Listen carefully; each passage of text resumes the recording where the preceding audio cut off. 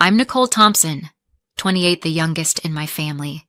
Ever since I got the call about a family meeting in Pine Valley, California, I've been bracing myself like a storm's on the horizon. My sister's voice still echoes from our last conversation. You can't even afford a real car. She laughed, her tone sharp as glass. The whole family buys that story that I'm some broke dreamer scraping by on odd freelance jobs too stubborn to admit I've failed. I'm still living simply because their idea of success SUVs, designer watches, country club memberships has never meant a thing to me. But their smug pity, especially my sister's, cuts deeper than I'd like to admit. It's not just the words, it's years of being written off as the screw-up who'd never amount to anything. Now they've called this meeting because Mom's hip is busted, Dad's memory is slipping, and I know they expect me to toss in pennies while they play the big shots. I'm on a commercial flight clutching my worn backpack, fully aware that when I walk into that room, it'll be all side-eye glances and fake concern. Inside, I'm torn. Part of me wants to keep my secret and avoid the drama. The other part, it's ready to turn the table so fast they won't see it coming. And yes, I've prepared something that will silence the entire dinner table. Before I dive into what happened next, I want to know what time is it, where you are, and which city are you reading from. Stay with me.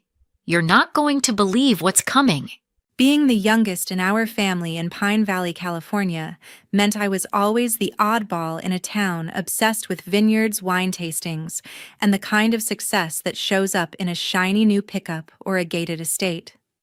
My older brother Brandon, now 38, was the poster child for that life. He was the high school baseball star who could have gone pro, but instead went to UCLA, married into a family that owns half the valley's wineries, and now lives in a mansion with a view of the rolling hills. He's the guy who closes real estate deals over golf at the country club, always bragging about his latest $1 million commission, like it's nothing. My sister Kimberly, 32, was the middle kid, the one who ran the show as student council president, organized local wine festival fundraisers, and turned that charm into a marketing director gig at a big LA firm. She's got the Instagram-perfect life, designer dresses, charity galas at Napa resorts, and a condo with floor-to-ceiling windows.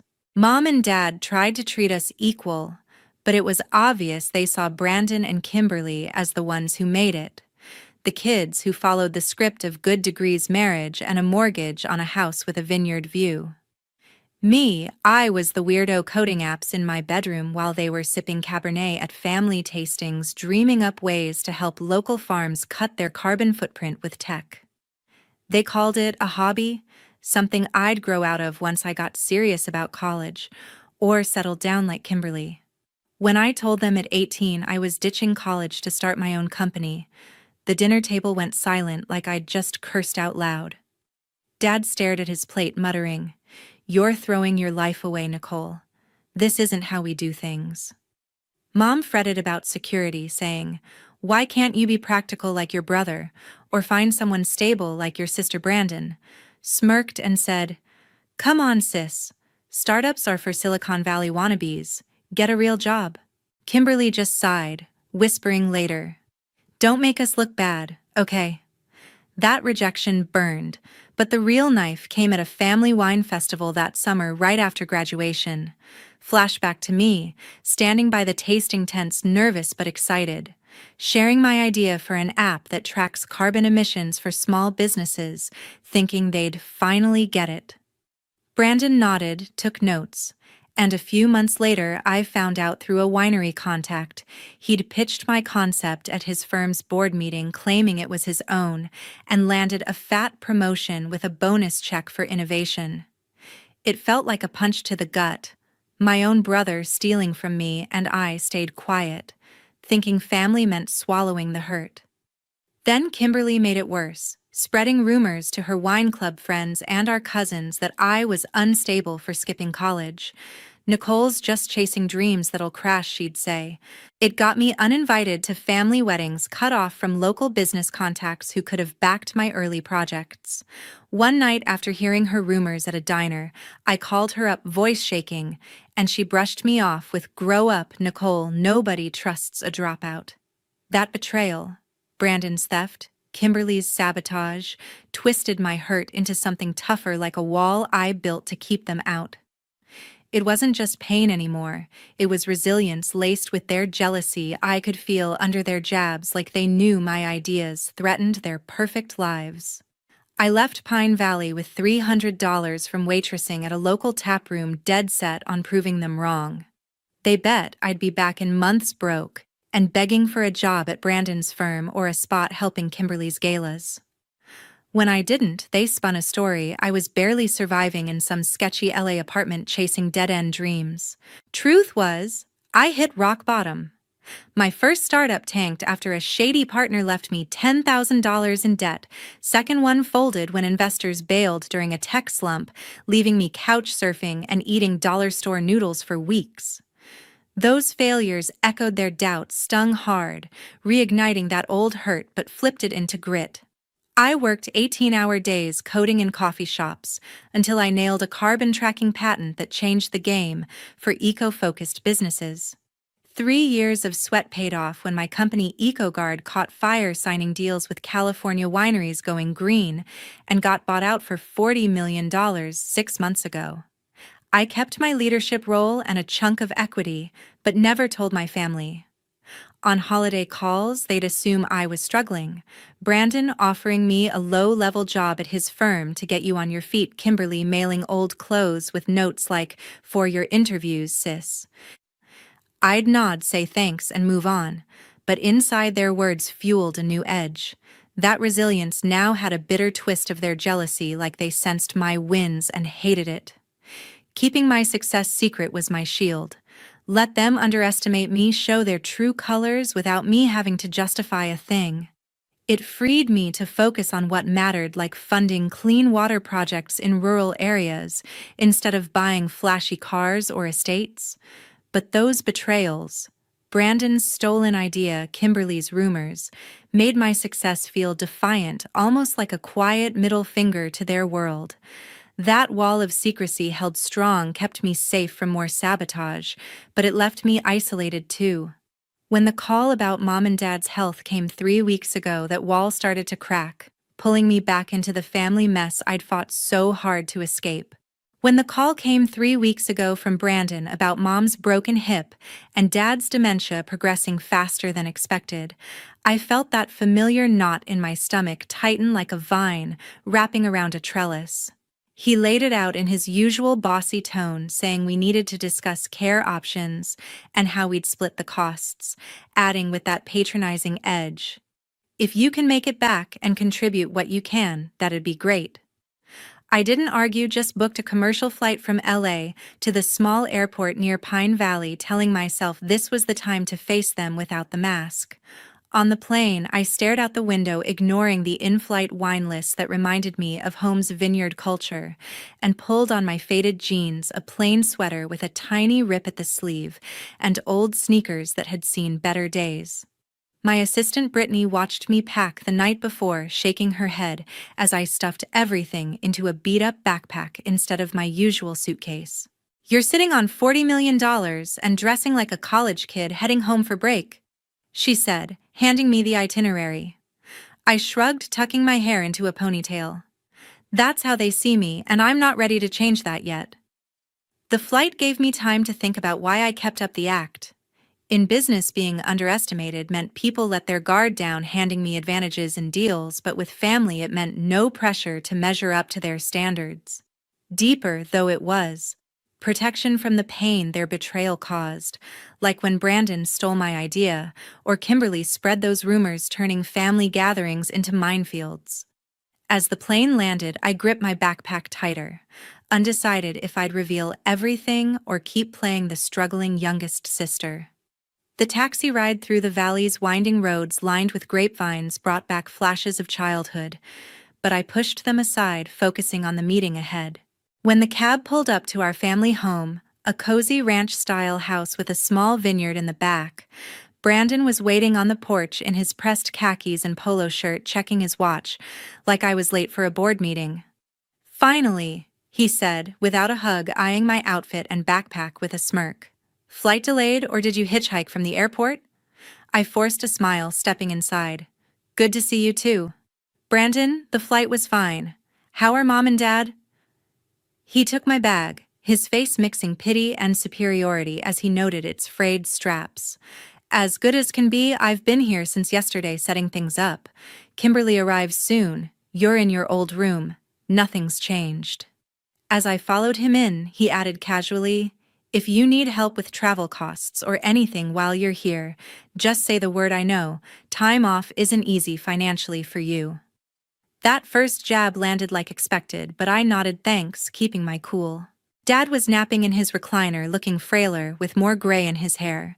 Mom was in the kitchen, moving slow from her surgery, but her eyes lit up when she saw me. "Nicole, honey," she said, hugging me carefully. "You look tired. Are you eating okay on your budget? Call if you need grocery money." I helped her to a chair, assuring her I was fine, and asked about her physical therapy.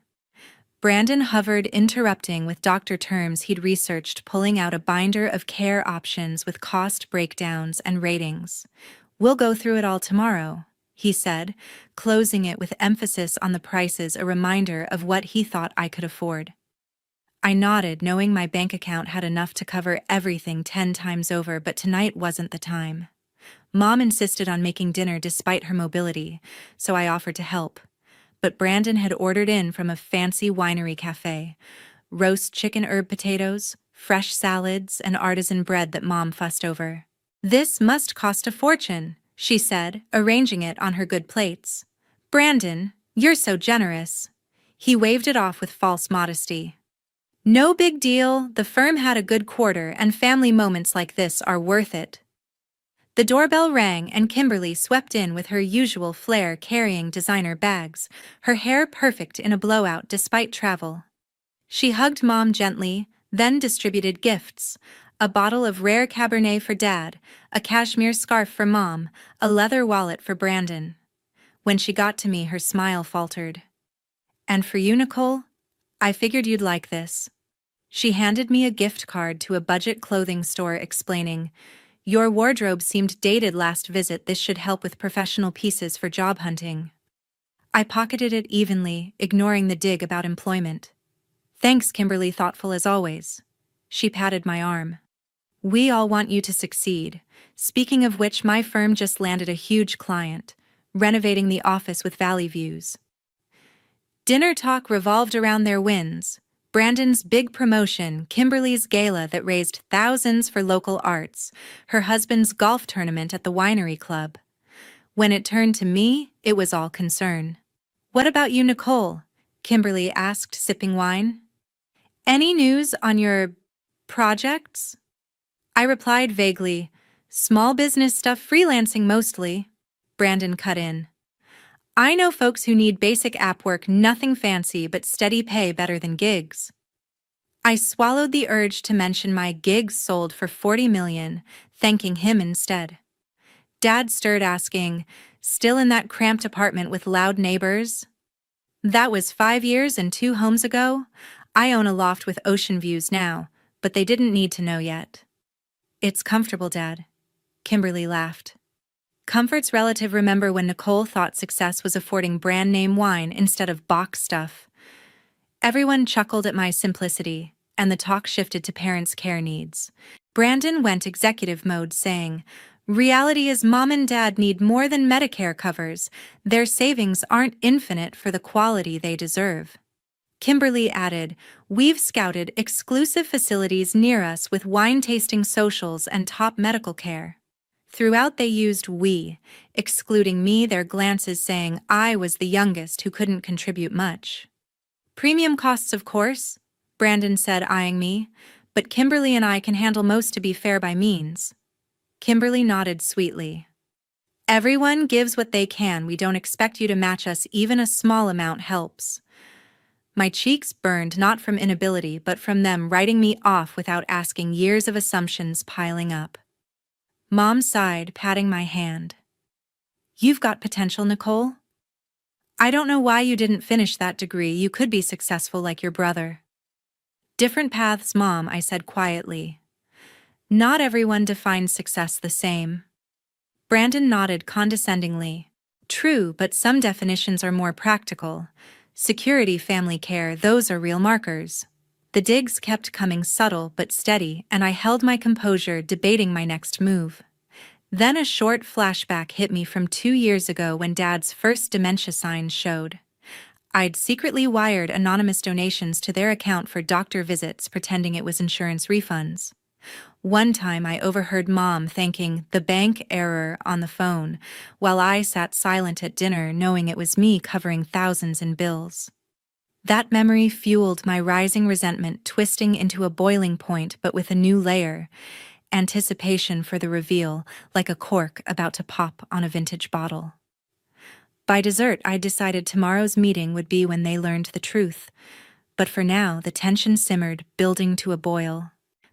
The family meeting kicked off at 9 sharp in the living room of our Pine Valley home, the morning light filtering through windows overlooking Mom's small vineyard.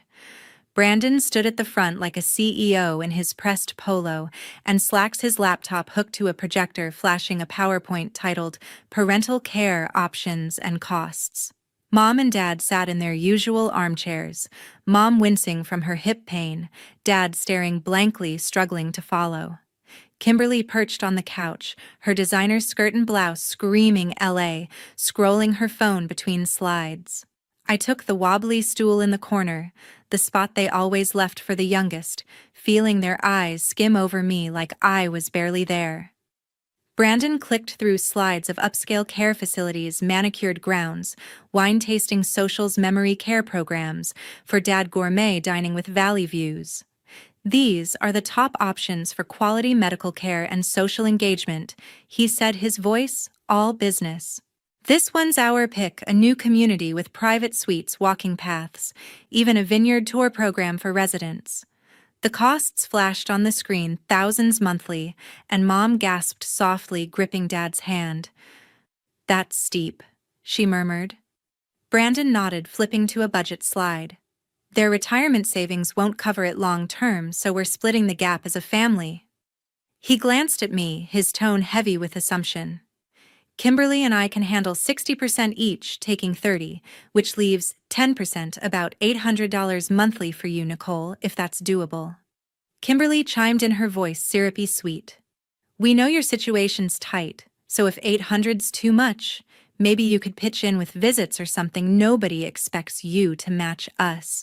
Their words landed like a slap, assuming I was too broke to contribute, never asking what I could actually do. I stayed quiet, letting their narrative play out, curious how far they'd push it. Before I could respond, I needed a moment alone and slipped to the hallway to grab water. That's when I overheard them, Brandon and Kimberly, whispering in the kitchen, their voices low but clear. She'll have to pay whatever we say, Brandon said, a smug edge in his tone. Where else can the failure go? She's got no real job? No options? Kimberly giggled softly. Exactly. Let's set her share low, so she feels useful, but we control the rest. My blood ran cold, their plan to exploit me as the useless youngest hitting like a betrayal stacked on top of their past ones. I clenched my fists, heart pounding, and returned to the living room, face neutral. Brandon wrapped up his presentation, emphasizing the costs again. Premium care isn't cheap, but it's what they deserve. Kimberly nodded, leaning forward. Nicole, we're just being practical. You can't even afford a car, right? That taxi you rolled up in yesterday looked rough. Mom, trying to soften it, added, It's just junk. Dear, you deserve better than that old thing you drive. The room erupted in laughter. Brandon's deep chuckle, Kimberly's high-pitched giggle, even Dad's confused smile joining in. Their mockery lit a fuse inside me, the years of their assumptions, and now this calculated plan to squeeze me dry, snapping something loose. I smirked, pulling out my phone, and dialed Brittany, my assistant, keeping my voice steady. Hey, it's me. Come pick me up now. I paused, listening to her confirm. Yeah. 5 minutes is perfect, front yard's clear. I hung up, ignoring Brandon's annoyed huff. This isn't the time for calls, Nicole. We're discussing serious family business. I leaned back on my stool, calm as ever. Just sorting my ride, don't worry. Kimberly raised an eyebrow, laughing. Another taxi. You really need to get a car one day. I just smiled, letting their smugness hang in the air. 5 minutes later, the unmistakable roar of helicopter blades cut through the morning quiet, growing louder until it was impossible to ignore. Mom peered out the window, her eyes wide. What in the world? Dad shuffled to her side, squinting. Kimberly stood, her phone slipping to the couch. "Is that allowed here?" she stammered. I gathered my backpack, standing up. "No need to call anyone, that's for me." Their faces froze. Brandon's jaw tight, Mom's hand clutching Dad's. Kimberly's eyes darting to the window. The sleek black helicopter settled onto the front lawn, its rotors bending the grass, shaking the vineyard trellises.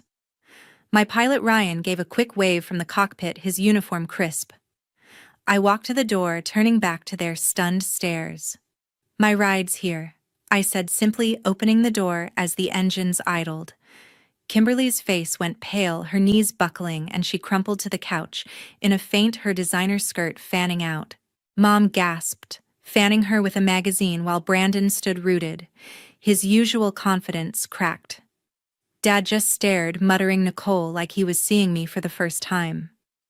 I stepped outside the helicopter's roar, drowning their whispers, and gestured for them to follow. "Come on, we're not done yet. Let's take this somewhere else." They hesitated, but the sheer shock pulled them out, stumbling toward the chopper like they had no choice. My heart raced, not from fear, but from the thrill of flipping their world upside down, knowing they were about to see the truth they'd never imagined. The helicopter's roar filled the air as we lifted off from Pine Valley, my family strapped in, faces pale from shock. Kimberly still shaky from fainting, Brandon gripping the seat like he could control it. Mom and Dad staring out the window, wide-eyed. Ryan, my pilot, gave me a quick nod through his headset, his crisp uniform a stark contrast to my faded jeans. We banked toward the 20-acre ranch I'd bought 6 months ago just outside LA, a sprawling spread with rolling fields, a modern farmhouse, and a private helipad tucked behind a grove of oaks. As we landed, the dust swirled, and I caught their stunned glances at the property stretching out before us. "Welcome to my place," I said, stepping out, leading them toward the farmhouse where Brittany, my assistant, waited with a tablet and a professional smile. Brandon recovered, first, his voice sharp. "What the hell is this?" "Nicole." I gestured to the sleek living room with its open windows and vineyard-inspired decor, motioning for them to sit on leather couches around an oak coffee table. "This is home, my company's regional base." Kimberly, clutching her purse, snapped. "Your company." "Since when do you have a company?" I sat down, calm as ever. EcoGuard, my environmental startup founded 8 years ago. We built a carbon tracking app for businesses, sold it for $40 million 6 months ago. I kept my role and equity. The silence was deafening. Mom's jaw dropped. Dad blinked slowly. Brandon's face went red. $40 million, Dad muttered like he was testing the words. "My Nicole." I nodded, turning to Brittany, who handed me a folder. "That's not all. I set up the Westbrook Foundation. It runs a care community for memory patients like Dad. Mom and Dad's spots are already secured, fully funded." Kimberly's eyes narrowed. "You're saying you've been sitting on millions and never told us why?" I leaned forward, voice steady. "Because you never asked. You assumed I was a failure."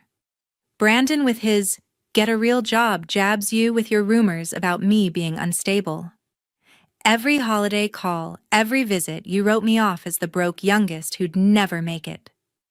Brandon scoffed. "You let us think you were struggling. Don't pin this on us." I opened the folder, sliding out documents. "There's more. Brandon, your big promotion.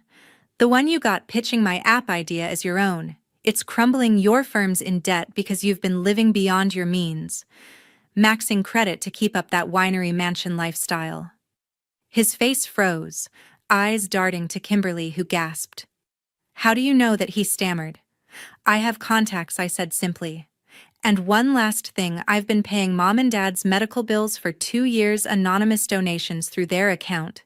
Every insurance refund you thanked was me thousands to keep them stable." Mom's hand flew to her mouth. "That was you," she whispered. Dad looked at me clearer than I'd seen him in months. You did that for us? I nodded, feeling the weight of their stares. I cared even when you didn't see me. Kimberly's face twisted, torn between shock and something darker. So what, you're flaunting this to make us look bad? Showing off your money to rub it in? Her voice cracked, revealing a raw edge. My life's not perfect either. My marriage is a mess. The galas feel empty, but I don't hide behind some secret empire to prove a point. Brandon jumped in, his tone defensive. You could have told us, Nicole. Instead, you play this game letting us look like fools. My firm's fine, and that idea wasn't just yours, I built on it. I shook my head. You stole it, Brandon. And Kimberly, you spread lies that cost me contacts, family, years of trust. I hid because every time I tried to share, you shut me down, called my work a hobby, my dreams flaky. Mom tried to intervene. Nicole, we didn't mean to hurt you. I cut her off gently. You didn't ask either, Mom. You all decided I was the failure and ran with it. The air grew thick, accusations flying. Kimberly's voice rose. You're just selfish, keeping this from us to play the hero now. Brandon added, you think you're better than us because you got lucky with some app. Their words stung, but the Genti in their eyes, jealousy of my quiet success, burned brighter, a twist on the resentment I'd felt for years. They weren't sorry, just mad they'd been wrong. Tyler, my chef, brought in lunch. Winery-style plates of grilled salmon, herb salads, artisan bread, his eyes wide as he caught the tension, a silent witness to the drama. Brittany stood by, ready with more documents if needed. The table was set, but no one touched the food, the room crackling with unresolved anger. I looked at them, Brandon's clenched fists, Kimberly's trembling lips, Mom and Dad's confused faces, and realized this wasn't going anywhere. Their accusations weren't about understanding me. They were about protecting their own egos. The fight peaked, voices overlapping, no resolution in sight, and I knew what I had to do next. The air in the ranch's living room hung heavy, the untouched lunch, grilled salmon, herb salads, artisan bread sitting cold on the oak table as accusations bounced between us. Brandon's fists stayed clenched, his voice sharp. You're twisting this, Nicole, making us the bad guys to feel better about your sneaky millions. Kimberly's lips trembled, her eyes flashing with that same tie I'd seen before. You hid all this to play the victim, didn't you? Acting broke while we worried? Mom tried again, softer. We didn't know, honey, we thought you needed help. Dad just watched, his clarity fading, muttering, Nicole's done good. I looked at them. Their words a mix of denial and anger. No trace of real regret. Brandon doubled down, his tone manipulative. My firm's not in trouble, you're throwing dirt to look superior. And that app idea I made, it worked, not you. Kimberly jumped in, voice shrill. My marriage isn't perfect, sure, but I don't need your pity or your secret charity to feel okay. Their defensiveness wasn't new. It was the same old pattern, protecting their egos instead of facing the truth. I'd hoped for a crack, some hint they'd see me differently, but their accusations only proved they'd never change. I stood up, voice calm but firm. I didn't come here to play hero or victim. I came for Mom and Dad. You've made it clear you don't care who I really am, only how my success makes you look. Brittany handed me another folder, this one with legal papers. The Westbrook Foundation has a trust set up for Mom and Dad, full care, medical, everything, no cost to them or you. It's done, no input needed. Mom's eyes widened. You're doing all that? I nodded. I've been doing it. You don't need to worry. Brandon's face twisted. So you're cutting us out, typical Nicole, always the outsider. Kimberly scoffed. You think you're above us now, throwing money at problems. Their words didn't sting anymore. They just confirmed what I already knew. I turned to Brittany. Get the chopper ready, I'm heading back. She nodded, stepping out to call Ryan. Tyler, the chef, lingered by the door, his wide eyes catching the fallout as he cleared the plates. I faced my family one last time. I'm done trying to prove myself to you. You've got your lives, Your assumptions keep them. I'm not part of this anymore. Kimberly's voice cracked. You're just walking away. After all this, I met her gaze. Yeah, Kimberly, I am. Good luck with your galas. Brandon snorted. You'll regret this when you need us. I didn't reply, just walked out to the helipad where Ryan had the helicopter spinning up. As we lifted off, I saw them standing in the doorway, Brandon fuming, Kimberly clutching her purse. Mom and Dad confused, but silent. The ranch shrank below LA's skyline coming into view, and a weight lifted off my chest. Back in the city, I blocked their numbers, set up the trust to handle Mom and Dad's care without my direct involvement, and let Brittany handle the rest. The consequences hit fast. Brandon's firm got a tip from my contacts about his debt, sparking an internal audit that tanked his golden boy status. Kimberly's rumors about me backfired when winery friends learned the truth, leaving her social circle whispering about her instead. I didn't care to watch it unfold. I was done. Sitting in my loft, looking out at the ocean, I felt lighter than I had in years. This whole mess showed me self-respect beats. Family approval every time. Cutting out those who drag you down opens doors to real support. I'd spent years chasing their validation, letting their betrayal define me, but no more. My success my way was enough. Don't stick around for validation from judgers. Build ties that lift you up. Instead, people who see you for you, not their version of you. Thanks for hearing my side. Subscribe for more family drama stories. Comment if you've ever cut toxic ties, too. I'd love to hear your story. My name is Adriana Cole. I'm 32 years old, and for the last 3 years, I've been in a relationship with a man I thought I knew better than anyone, Marcus. The clink of my fork against the porcelain plate was deafening in the muted hush of the restaurant. It was a familiar place, our regular Tuesday spot, though. Tonight it felt more like a stage. Marcus sat across from me, head bowed, his thumb flicking across the glowing screen beneath the table, as if our dinner was an inconvenient interruption. Big news at work, I asked, forcing a brightness I didn't feel. My voice was neutral, practice neutral. Neutral had become my armor these past 2 months. He didn't look up, something like that. The words dropped between us like stones.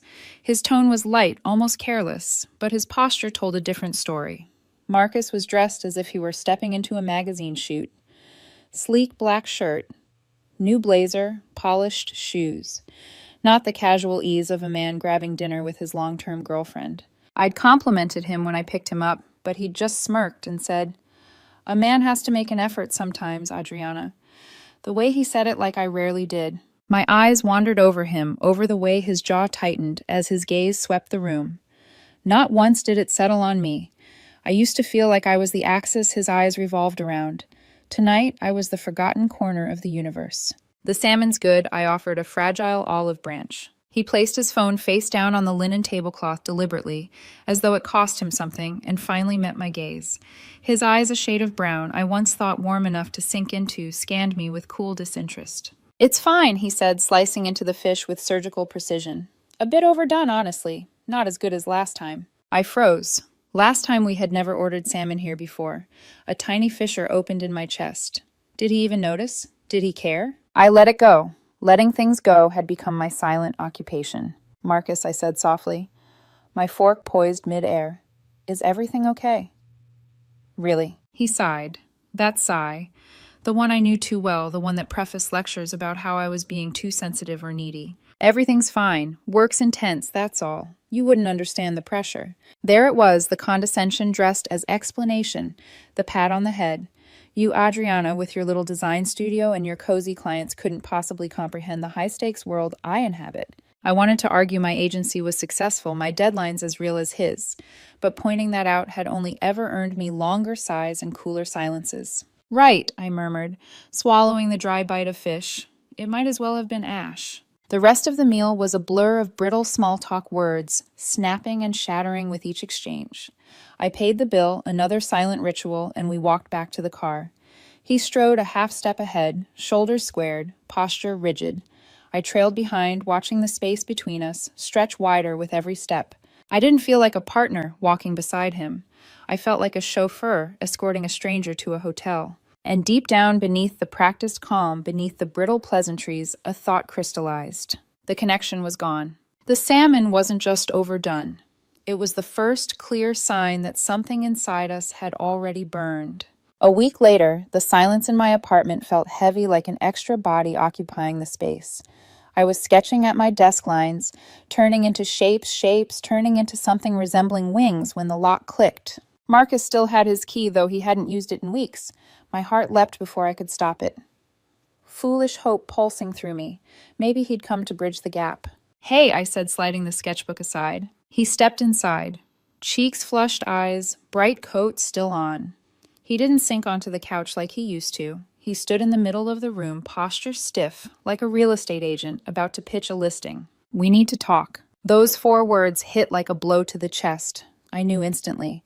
Somewhere I had known since the salmon. "Okay," I said, my voice steady, even as my fingers curled into my palms. He inhaled deeply, not the shaky breath of nerves, but the controlled breath of someone about to deliver a memorized speech. "I've met someone." The words hung there cold and precise. Her name slid out of his mouth like something precious, Nancy. "She's a partner at a venture capital firm." His eyes flickered as he spoke, not toward me, but upward, as if already living in the luxury of Nancy's world. "She's incredible, Adriana. The things she's done, the life she leads." His mouth curved in awe. "She has a jet, a private jet." I stared at him. My brain tripped over the absurdity. A jet? He was leaving me for a woman with a jet. So I managed my voice thick. "That's it. 3 years, and you're leaving because she owns a plane." A flicker of irritation crossed his face. "Don't be reductive. It's not about the jet. It's about what it represents, ambition, drive a life without limits." His gaze swept across my apartment, the framed prints, the soft throw over the couch, my sketchbook left open on the desk. His lip twitched. "You're comfortable. You're my anchor. But Nancy, she's an upgrade." The word sliced clean through me. Upgrade. I was a piece of software version 1.0, and he'd found the sleeker model. "I see." The words fell flat from my lips. What else could I say when the man I loved had just ranked me obsolete? He mistook my silence for acceptance. His posture softened. A patronizing smile bloomed on his lips, the kind you give a child for finally grasping a hard lesson. "Look," he continued, voice lowering, as if confiding a secret. "Don't take this the wrong way. You're a great woman. You're kind. You're stable. You're my safety net." The phrase hit harder than upgrade. My safety net. Not a partner, not a love, a tool. He tilted his head, generosity dripping from every word. "If things don't work out with her, you'll take me back, right? I mean, it's us. What we have is real. It's just on pause." I looked at him. Really looked. The man I'd loved, the one I'd imagined building a life with, was gone. In his place stood a stranger who calmly slotted me into the role of backup plan. Anger surged, betrayal clawed. Grief howled, yet on the surface, calm settled over me, like frost.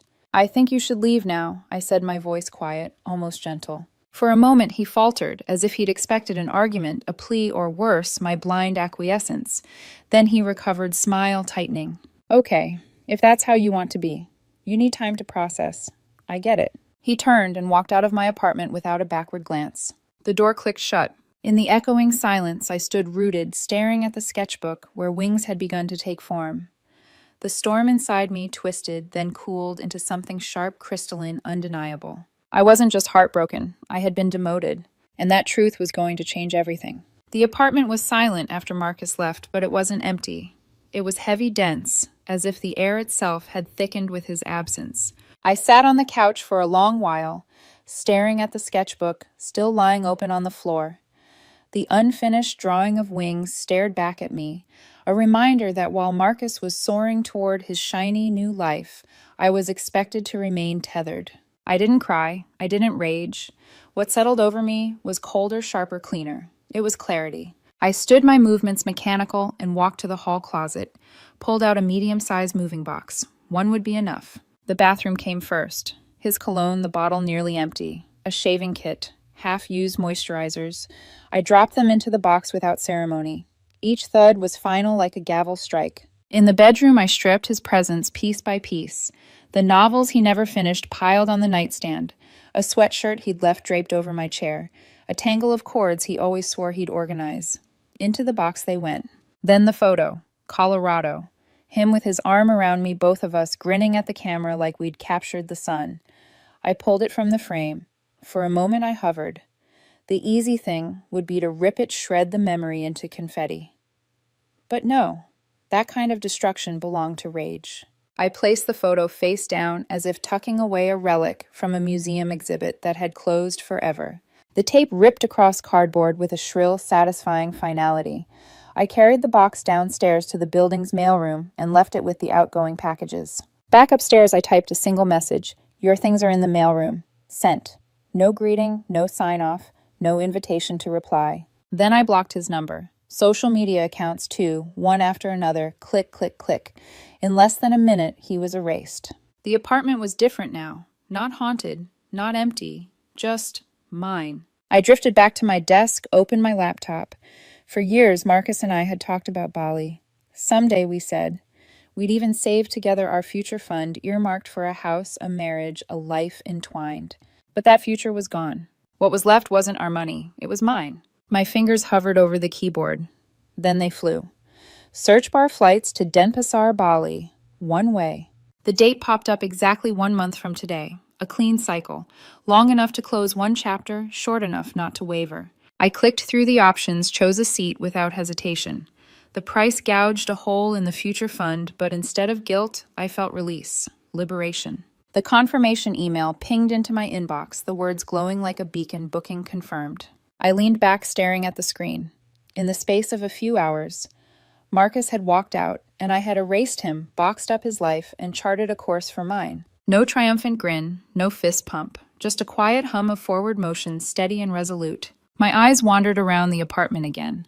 Without his belongings, without his shadow, it looked different, lighter, airier. I inhaled deeply. For the first time in months, the scent wasn't him. It was just wood and dust and me. And for the first time in months, that was more than enough. 3 weeks passed. The silence I'd expected to ache had instead crystallized into something solid, something almost beautiful. Every day I went to work, met with clients, hit the gym, came home. The diamond in my chest, cold, unyielding, gleamed brighter each time I thought of Bali. Then, one afternoon, standing in line for coffee, my phone buzzed. Unknown number. The message preview blinked up at me. Adriana, it's Marcus. I know you probably still feel upset, but blocking me was childish. Nancy is amazing, by the way. We're in Monaco. Hope you're doing well. I stared at the screen, a strange trickle running down my spine. Not pain, not jealousy, something closer to amusement.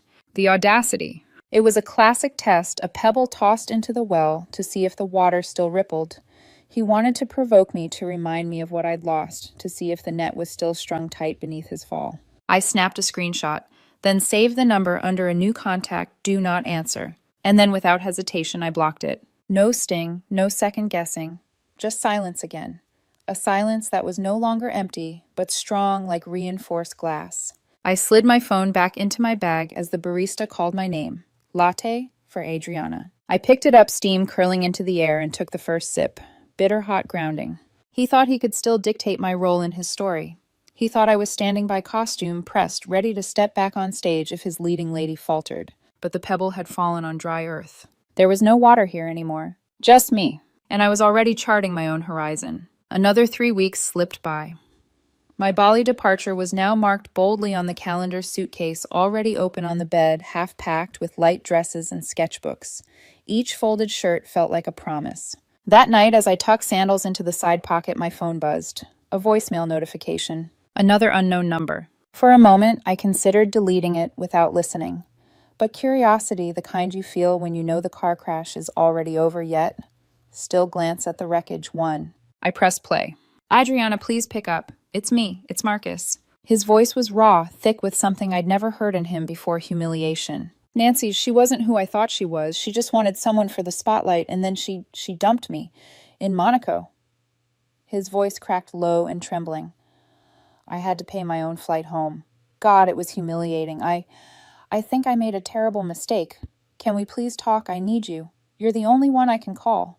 The message ended with ragged breaths. I stood by the bed, t-shirt still in my hands, listening to the silence after his plea. A younger version of me would have melted at the sound. She would have rushed to him, heart aching, eager to soothe and fix, to reclaim the boy she loved. But that woman no longer lived here. I deleted the voicemail. No hesitation. Blocked the number before it could even cool in my call history. His mistake, his consequence, not my emergency. I slipped the t-shirt into my suitcase and zipped it shut. The sound was crisp, decisive. The suitcase wasn't just luggage, it was a boundary, and I intended to keep it. The day before my flight, the apartment gleamed. I'd scrubbed every surface not out of anxiety, but out of ritual, a way to leave behind a clean slate. My passport and boarding pass lay neatly on the kitchen counter like sacred artifacts awaiting their purpose. The phone rang. Sophie. Marcus's friend, never really mine. She thrived on drama, and I knew exactly why she was calling. I almost let it go to voicemail, but something inside me wanted to hear the script play out. Adriana, she started, her tone sharp and accusing. You need to call Marcus. He's a mess. A complete mess. What you're doing to him is cruel. I nearly laughed. What I'm doing to him? He made a mistake, she pressed on. A big, stupid mistake. But he's devastated. And the Adriana I knew, she'd have compassion. She wouldn't just abandon him.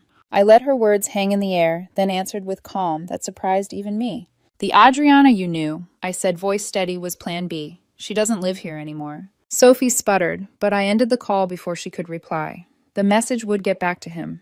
That night, just as I was folding the last scarf into my suitcase, a frantic pounding rattled my door. I didn't need to check the peephole, I knew. Marcus stood on the threshold, hair disheveled face, blotchy from tears.